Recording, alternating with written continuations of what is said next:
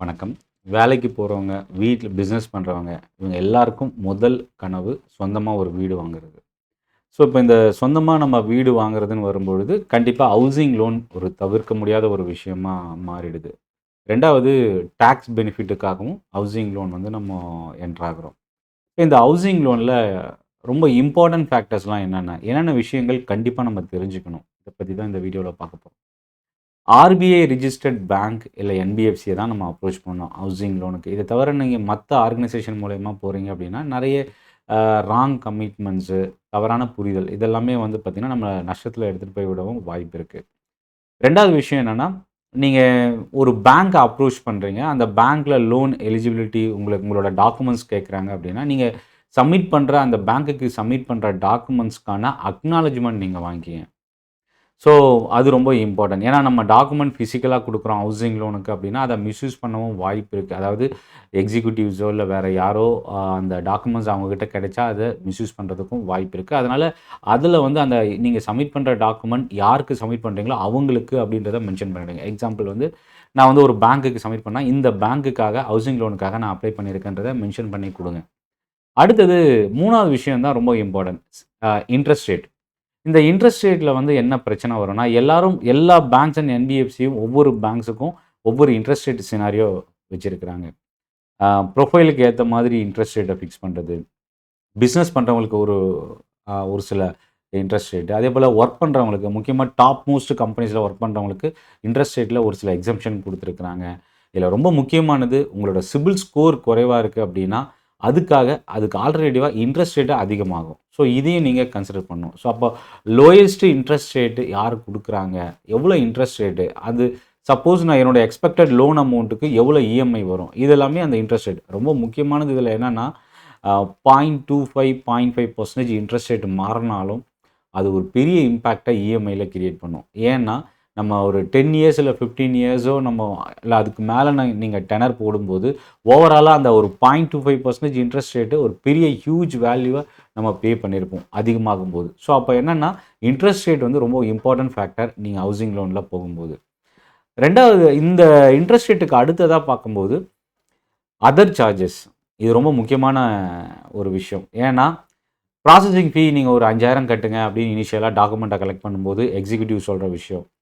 But ஆனா, அதுக்கப்புறம் அது உண்மையிலேயே அந்த ப்ராசஸிங் ஃபீ அந்த 5,000 இல்ல 10,000 மட்டும் தானான்னு கேட்டீங்கன்னா இருக்காது. ஏன்னா, ஒரு பார்ட் அமௌண்ட் தான் ப்ராசஸிங் ஃபீயா இனிஷியலா வாங்குவாங்க. ஒரு 5,000 டூ 10,000 அந்த மாரி. அதுக்கப்புறம் லோன் சாங்ஷன் ஆகும்போது, ஓவரால் லோன் அமௌண்ட்ல 1% 1.5% 2% ப்ராசஸிங் ஃபீ போட்டுட்டு, அதில நீங்க ஏற்கனவே அட்வான்ஸா கட்டின அமௌண்ட்ட கழிச்சுட்டு ரிமைனிங் அமௌண்ட்ட உங்க லோன் அமௌண்ட்ல டிடக்ட் பண்ணுவாங்க. ஸோ, அப்ப என்னன்னா, நமக்கு தெரியாது. நம்ம இனிஷியலா பே பண்ண 5,000 இல்ல 10,000 மட்டும் தான் ப்ராசஸிங் ஃபீ அப்படின்னு நெனைச்சிட்டு இருப்போம். எக்ஸிக்யூட்டிவும் மேபி அது சொல்லக்கூட மறந்திருக்கலாம். பட் ஆனா, ப்ராசஸிங் ஃபீ லோன் அமௌண்ட்ல எவ்வளோ பெர்சன்டேஜ் அப்படின்றத நீங்க டாக்குமெண்ட் குடுக்கறதுக்கு முன்னாடி தெரிஞ்சுக்கங்க. அடுத்தது ஃபோர்க்ளோஷர் சார்ஜஸ். இது ரொம்ப முக்கியம். ஏன்னா, நீங்க நடுவுல ஒரு அமௌண்ட் வருது. நான் வந்து என்னோட லோன வந்து ஒரு 5 இயர்ஸ் இஎம்ஐ கட்டிட்டு இருக்கீங்க. அதுக்கப்புறம் ஒரு பார்ட் அமௌண்ட் எடுத்து வந்து மொத்தமா நீங்க கட்டி குளோஸ் பண்ண போறீங்க அப்படின்னா, அதுக்கு அந்த ஃபோர்க்ளோஷர் சார்ஜஸ் அப்படின்னு சொல்லுவோம். அது எவ்வளோன்றத தெரிஞ்சுக்கிட்டு நீங்க யூஸ் பண்ணலாம். டெனர். ஸோ, இந்த டெனர் ஃபிக்ஸ் பண்றது ரொம்ப இம்பார்ட்டன்ட். எல்லாருமே வந்து என்ன பண்றோம்னா, இஎம்ஐய பொறுத்து தான் டெனர செட் பண்றோம். அது ரொம்ப முக்கியம். ஏன்னா, என்னோட மந்த்லி இன்கம் எவ்வளோ வருது, அதுக்கான டெனர நம்ம சூஸ் பண்ணணும். ரொம்ப முக்கியமானது என்னன்னா, நீங்க ஒரு சாலரிடு எம்ப்ளாயி அப்படின்னா, ஒவ்வொரு வருஷமும் உங்களுக்கு வந்து ஹைக்ல இன்கிரிமெண்ட் வருது. ஸோ, இன்சென்டிவ் வருது அப்படின்னா, இன்சென்டிவ பேஸ் பண்ணி டெனர் அல்ல இஎம்ஐய செட் பண்ணாதீங்க. ஏன்னா, இன்சென்டிவ் வந்து பெர்மனன்ட்டா ரெகுலரா வர இன்கம் கிடையாது. பட் உங்களோட டேக் ஹோம் சேலரிய பொறுத்து டெனர செட் பண்ணுங்க. 2வது விஷயம் இந்த டெனர்ல செட் பண்ணக்கூடியதுல, ஓவரால் உங்களோட இன்கம்ல 40%க்கு மேல இஎம்ஐ போகாம பார்த்துக்கங்க. அதாவது எனக்கு ரூ. 1,00,000 சேலரி டோட்டலா டேக் ஹோம் சேலரி 1,00,000 அப்படின்னா, உங்களோட எல்லா லோனும் ரூ. 40,000க்கு மேல போகாம பார்த்துக்கங்க. ரிமைனிங் இருக்கிற அமௌண்ட் உங்களோட monthly expense, emergency fund, so other school fees, so other commitments use பண்றதுக்கு உங்களுக்கு கம்ஃபர்டபுளா இருக்கும். ஒரு சிலர் என்ன பண்றாங்க அப்படின்னா, எனக்கு ரூ. 1,00,000 சம்பளம் வருது. ஒரு 70,000 80,000 வரைக்கும் கூட கட்டிட்டு, இஎம்ஐ கட்டிட்டு மீதி 20,000 வச்சு என்னால ஃபேமிலிய ரன் பண்ண முடியும் அப்டின்ட்டு ரொம்ப டைட்டா வந்து ஃபேமிலிய ரன் பண்ணுவாங்க. சடனா ஏதாவது ஒரு அன்எக்ஸ்பெக்டட் எக்ஸ்பென்ஸ் வந்துச்சு அப்டின்னா, வெளியிலேருந்து கடன் வாங்குற மாரி வரும்.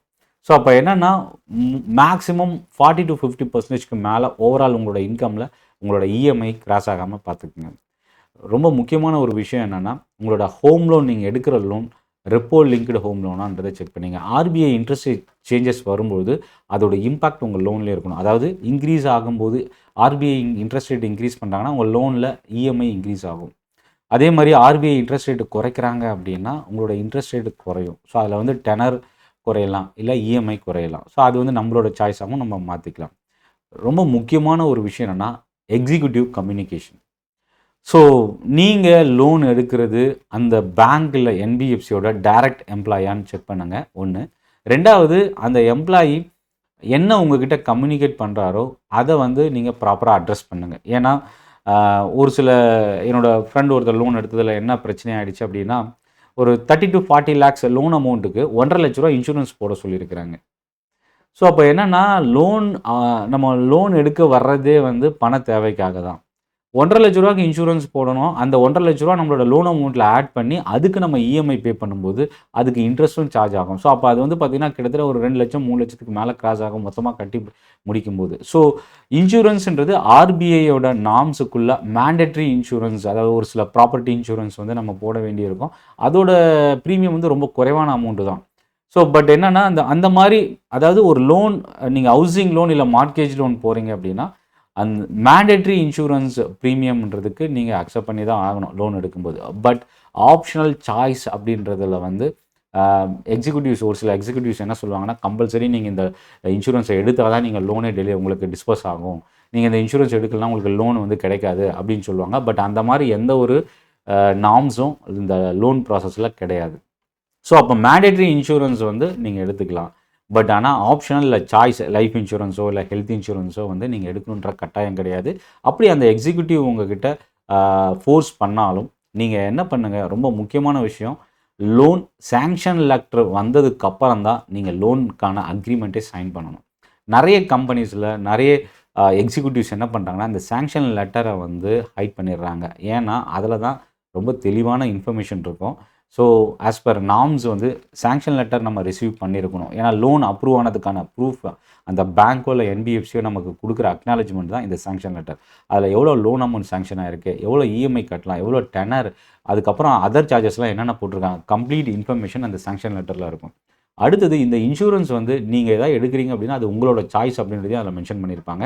இதுக்காகவே அந்த எக்ஸிக்யூட்டிவ் இந்த சேங்ஷன் லெட்டரை நீங்கள் அக்ரிமெண்ட் சைன் பண்ணுற வரைக்கும் ஹைட் பண்ணியிருப்பாங்க, இல்லை உங்களுக்கு காட்டாமல் கூட இருக்கலாம். பட் லோன் சேங்ஷன் லெட்டர் வந்ததுக்கப்புறம் நீங்கள் அந்த லோனுக்கான அக்ரிமெண்ட் எதையாக இருந்தாலும் நீங்கள் சைன் பண்ணுங்கள். ஸோ இந்த வீடியோ பற்றின உங்களோட ஃபீட்பேக், இதில் ஏதாவது சேஞ்சஸ் இருந்தாலும் நீங்கள் கமெண்ட்டில் போஸ்ட் பண்ணலாம். இந்த வீடியோ உங்களுக்கு பிடிச்சிருந்தா உங்கள் ஃப்ரெண்ட்ஸுக்கும் ஷேர் பண்ணுங்கள். நன்றி, வணக்கம்.